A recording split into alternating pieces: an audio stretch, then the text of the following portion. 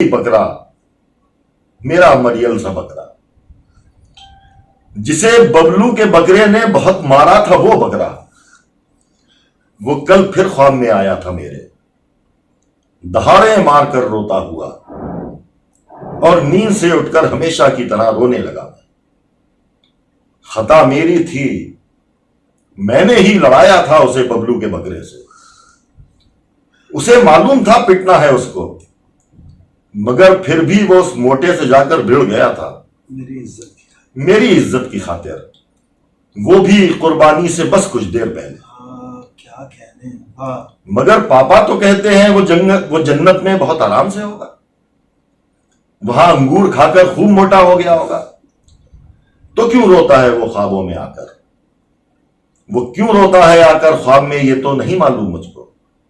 मुझे तो ये पता है, वो जब जब ख्वाब में रोता हुआ आया है मेरे, तो अगले रोज बबलू को बहुत मारा है मैंने।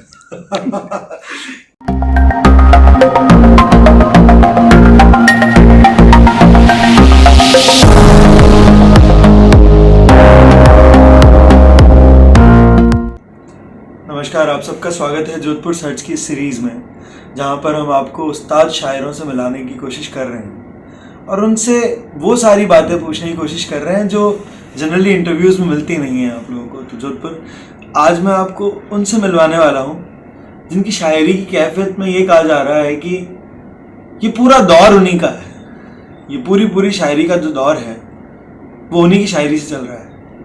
और आपने इस वक्त कैफियत का जब आप वीडियो देखेंगे तो आपको पता चलेगा ही कि कितना कमाल, हर शेर जो है वो हासिल गज़ल शेर हुआ।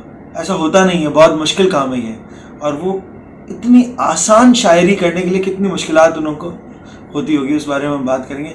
मेरी सीधी मुराद जो है वो बिना किसी गुंजाइश के जनाब शारिक कैफी साहब से है। सर नमस्कार, स्वागत है आपका। सर, छोटे बच्चे जो हैं वहां से लेकर के बुजुर्गों तक आपके शेर यूं याद रह जाते हैं उनको।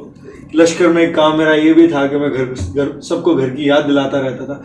चाहे मतलब उनको बनाना नहीं आ रहा, आपका शेर एज इट इज याद नहीं हो, पर आपकी बातें उनको ऐसे याद रह जाती है। आपकी नज़में लोगों को घर कर गई है जहन में। आप क्या कर रही हैं? ये कोशिश जब से मैंने शायरी शुरू की मेरी ये रही कि आम बोलचाल की ज़बान को इतना ताकतवर बनाया जाए कि उसमें बड़े से बड़ा ख्याल आ जाए। जब हमने शायरी शुरू की तो ज़माने में जो हमारे हीरो थे, इरफान सिद्दीकी हैं, ज़ेब कौरी हैं, ज़फ़र इकबाल हैं, ये तमाम लोग जो थे वो मुश्किल ज़बान थी इनकी, अच्छा खासी वारसियत आ गई थी। लेकिन बस इसे चैलेंज के तौर पर लिया, मतलब 89 में जो पहला मजमूआ आया उसी में अब हमारे हीरो ये थे, तो जाहिर सी बात है कि इनकी ज़बान भी कहीं ना कहीं हमारे पर हावी होती थी, तो हमारे भी मिसरे जो थे वो उसी ज़बान में आसानी से बन जाते थे और बनते थे। लेकिन फिर मैं उस पर मेहनत करता था कि नहीं, इसे बिल्कुल आम बोलचाल जो हर आदमी समझ सके असल बात। तो ये बहुत मेहनत तलब काम था। इसमें बहुत सी गज़लें, बहुत से मिसरे अपने बने बनाए बड़े खूबसूरत, उन्हें छोड़कर और फिर लौट कर बिल्कुल सादा ज़बान को, और यह मुझे लगता है कि मेरी कोशिश शायद कामयाब है।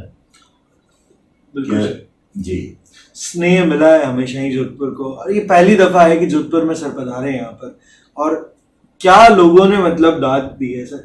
और नज़में जो खासकर मैं जिस बात कर रहा हूँ ना, कि देखिए शेर बहुत से लोगों के पास होते हैं, अच्छे शेर, अच्छी गज़लें बहुत सारे लोगों के पास है, अच्छी नज़में, अच्छी नज़मों की कमी है दरअसल हर जगह पर। और ये शहर जो है वो निज़ाम साहब का शहर है सर, तो निज़ाम साहब की नज़में बड़ी प्रचलित हैं, और निज़ाम साहब के शहर में आकर के नज़्म पढ़ना और घर कर जाना उस नज़मों का इस शहर के लोगों के बीच में, ये एक तरह का अलग मज़ा दे रहा है। पर और आपने तो खैर कल जब पढ़ी थी तो कई बार दोहरानी पड़ी आपको नज़्में निज़ाम साहब के सामने। तो ये नज़मों का जो नज़रिया है आपका, उसके बारे में थोड़ा सा आप बताएं बच्चों को प्लीज़। नज़्म का बहुत बड़ा नाम है निज़ाम साहब। अब वो कल मौजूद थे तो मेरा दिल चाहा कि मैं नज़में भी कुछ सुनाऊँ अपनी। तो नज़्म का मेरी जो है वो तरबियत कोई बहुत ज़्यादा नहीं है। मतलब मेरी नज्म बहुत ही इसलिए भी नई है शायद बहुत ज्यादा उर्दू वालों के लिए कि मैंने कोई बहुत ज्यादा डीप जाकर उर्दू नज्म का मुताला नहीं किया। कुछ थे मेरे बहुत अच्छे, वजीर आगा थे, अख्तर उल ईमान थे, ये इन लोगों को मैंने पढ़ा। क्लासिक्स को मैंने बहुत ज्यादा है ना, मैं मीरा जी वगैरह और ये सारे राशिद वगैरह को। तो नज्म का मेरा मामला ये था कि अचानक एक मुझे मैसेज सेंड करना था न्यू ईयर के ऊपर। अच्छा। तो मैंने सोचा कि क्या किया जाए, अगर कोई शेर हो जाए। तो जरा जहन लगाया तो चीज बढ़ती चली गई शेर से आगे। तो एक बहुत छोटी सी नज्म उस दिन, पहली जो मेरी नज्म है वो ऐसे हुई कि एक बरस और कट गया शारिक, एक बरस और कट गया, रोज सांसों की जंग लड़ते हुए, वाह, सबको अपने खिलाफ करते हुए, क्या कहते हैं, यार को भूलने से डरते हुए, अपनी नादानियों पे हंसते हुए। और सबसे बड़ा कमाल है ये, सांस लेने से जी नहीं भरता, अब भी मरने को दिल नहीं करता। वाह, क्या कहने हैं। तो ये जब मैंने पोस्ट की तो वो ये वायरल हो गई हर तरफ। तो मेरे फोन में है ये नज्म। तो मुझे ऐसा लगा कि मैं तो नज्म भी कह सकता हूँ।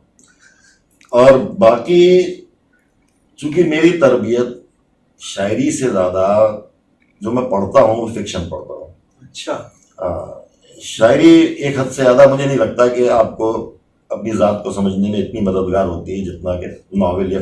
ओके, ये नई बात खुली है। तो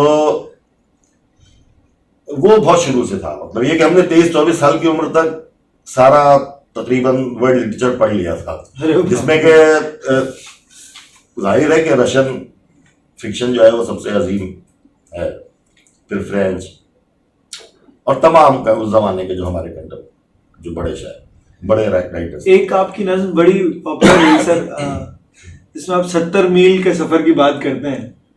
वो नज्म सर अगर आप बच्चों तक पहुंचाएं, वो कमाल की नज्म है। और वो नज्म का असल में उसमें ये मैं ये लिखता हूँ, मतलब ब्लैक एंड व्हाइट में इंसान को नहीं रखते, मतलब जैसा इंसान है ना। मोहब्बत बहुत प्योर हो सकती है आपकी, लेकिन उसमें भी कंटामिनेशन हो, मतलब वो उसमें भी एक और इंसान होता है जो कि साथ साथ आपके चल रहा होता है, जैसे जो तुम सुने हो कि समझ से परे इसका टाइटल है, किसी की एक झलक भर देखने के वास्ते रोजाना 70 मील का लंबा सफर करना, मोहब्बत की ये शायद इंतहा थी, मगर जाता था उस बस से ज्यादा लड़कियां होती थी जिसमें।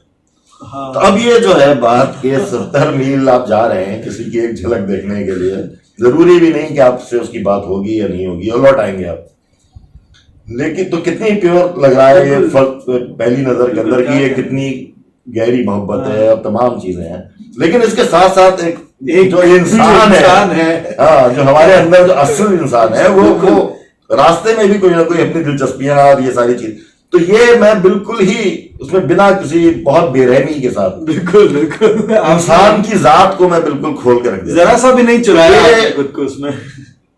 यही मेरी कोशिश रहती है। नज्मों में ये बहुत ज्यादा खुल के आई है सामने, गजल में इसकी जितनी गुंजाइश है मैं उसका फायदा उठा। मैं जोधपुर एक बात बताऊं आपको कि इतनी खूबसूरत बातें हैं, इतनी खूबसूरत नज्में हैं सर के पास में। एक नज्म है रोता हुआ बकरा, आप यकीन नहीं करेंगे कल जो नज्में हुई हैं वो तो अलग स्तर की, और जो नज्में नहीं पढ़ी गई हैं, मैं खास तौर से नज्मों पर इसलिए बात कर रहा हूँ कि सर ये शहर जो है ना नज्मों के साथ बड़ा हुआ है। हमारे यहाँ के जो उस्ताद शायर है, मतलब वो नज्में कहते हैं कि, और उनकी नज्मों की बात, और उसके बाद में शहर में नज्मों को याद रखवा पाना ये बड़ी बड़ी मुश्किल काम है सर। ये यहाँ के लोगों को नज्में याद नहीं रहेंगी, पर आपकी नज्में उनके शहर में घूमना है। तो लौट रहा हूँ तो मुझे पता है, लोग मुझे बता रहे कि वो पापा वाली नज्म कि तुम मर जाओ ना पापा मारे, और वो कितनी जबरदस्त तरह से खुलती है आकर के।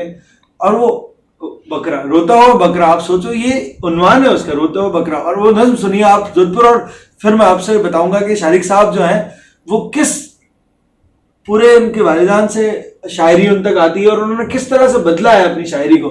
एक बार नज्म सर अता करिए प्लीज आप। अब रोता हुआ बकरा का बैकग्राउंड हमारी पूरी एक मुस्लिम सारी चीजें आ गई हैं उसके अंदर, और मुझे भी ये पसंद है इसलिए कि इसमें इसका कैनवास बहुत बड़ा है, बहुत बड़ा सर, हालांकि बहुत सादा लफ्जों में है। होता हमारे यहाँ ये है कि जो ईद होती है, ईद उल अजहा, तो उसके अंदर बकरे कटते हैं। मोहल्ले में किसी का बड़ा बकरा आता है 50,000 वाला, किसी के घर में 10,000 वाला बकरा आता है। बच्चे सब सारे बकरे लेके टहलते हैं। 50,000 वाला बहुत सीना चौड़ा करके घूमता है, 10,000 वाला थोड़ा शर्मिंदा रहता है। तो ये पूरा, और उसके बीच में एक बच्चे का गिल्ट है इस नज्म के अंदर। बहुत बहुत कमाल। तो ये नज्म सुने आप, रोता हुआ बकरा। वही बकरा, मेरा मरियल सा बकरा, जिसे बबलू के बकरे ने बहुत मारा था, वो बकरा, वो कल फिर ख्वाब में आया था मेरे, दहाड़े मारकर रोता हुआ, और नींद से उठकर हमेशा की तरह रोने लगा। खता मेरी थी, मैंने ही लड़ाया था उसे बबलू के बकरे से। उसे मालूम था पिटना है उसको, मगर फिर भी वो उस मोटे से जाकर भिड़ गया था मेरी इज्जत की खातिर, वो भी कुर्बानी से बस कुछ देर पहले। क्या कहने। हाँ। मगर पापा तो कहते हैं वो जन्नत में बहुत आराम से होगा, वहां अंगूर खाकर खूब मोटा हो गया होगा। तो क्यों रोता है वो ख्वाबों में आकर, वो क्यों रोता है आकर ख्वाब में, ये तो नहीं मालूम मुझको। मुझे तो ये पता है, वो जब जब ख्वाब में रोता हुआ आया है मेरे, तो अगले रोज बबलू को बहुत मारा है मैंने। क्या तो ये क्या कह रहे हैं सर, क्या कह रहे हैं। इसमें कितना बड़ा कैनवास है इसका, कितना बड़ा, इसको कहाँ ले जाएं हम, मतलब क्या बात है सर, क्या नज्म हुई है आपके सर। घर में ही शायरी का माहौल रहा है हमेशा से ना? जी जी, हमारे वालिद कैफी वजदानी मरूम बहुत मशहूर इस सेंस में वो ज्यादा थे कि मुशायरे पढ़ते थे, है ना, और तमाम उस जमाने के जो शायर थे हमारे घर में आना उनका रहता। तो एक घर में माहौल था, रसाले वगैरह आते थे, किताबें रहती थी हमारे लिए। वो अपने पॉकेट बुक्स लाते थे जब ड्यूटी पे रेलवे की नौकरी करते थे, तो वो जब लौट के आते थे तो पॉकेट बुक्स लेकर आते थे। तो एक पूरा घर में एक माहौल मिला। आखिर में सर, जोधपुर के बच्चों को या तमाम बच्चे, क्योंकि सभी जगह देखा जाता है चैनल, तो जो शायरी कर रहे हैं, जैसा आपने हमें समझाया था कि तजुर्बा जो है वो सबसे जरूरी है शायरी के वक्त, तो आखिर तजुर्बा जरूरी नहीं, मतलब आपका जो भी अभी तक तजुर्बा है, जो जिस उम्र में है ना, आप अगर 28 साल के हैं तो जो आपका सच है आज की डेट में, बिल्कुल बिल्कुल वो लिखिए। तो एक बार अगर आपको तजुर्बा लिखना आ गया तो आपके पास कभी सब्जेक्ट की कमी नहीं होने वाली, आपके पास हमेशा ताज़ा मौजू रहेंगे। क्योंकि जब आप 50 के हो जाएंगे तो जाहिर से कि वो अपने आप 50 साल की उम्र के उसमें तजुर्बा आ जाएंगे, और 70 के हो जाएंगे तो जाहिर सी बात है कि फिर उस उम्र का अपने अलग तजुर्बे होंगे।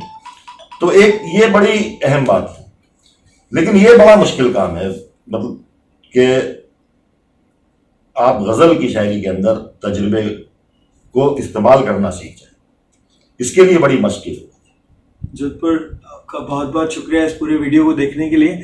अभी शारिक साहब की किताब रेखता ने छापी है फिर से, तो आप जाइए, बुक करिए उसको और मंगवाइए, पढ़िए। उसमें बहुत सारी कमाल की शायरियाँ हैं, बहुत सारी गज़लें हैं, बहुत सारी नज़में हैं, और एक पैकेज है वो, तो आपको मज़ा आएगा।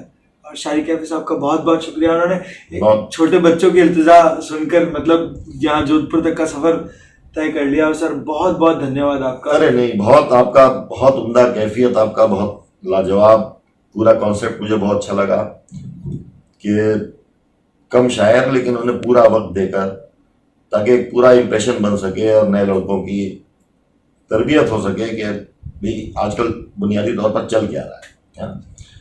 तो बहुत शुक्रिया कि आपने मुझे मौका दिया यहाँ पर आने का। जोधपुर आप सवार बहुत बहुत धन्यवाद। आप चैनल देख रहे हो, अगर आपने बहुत छोको लाग रहा है तो आप एणो जो लाइक भी जो भी कर सको, और इन्हें ज़्यादा से ज़्यादा शेयर करो पूरे चैनल नहीं। बहुत बहुत धन्यवाद आपका।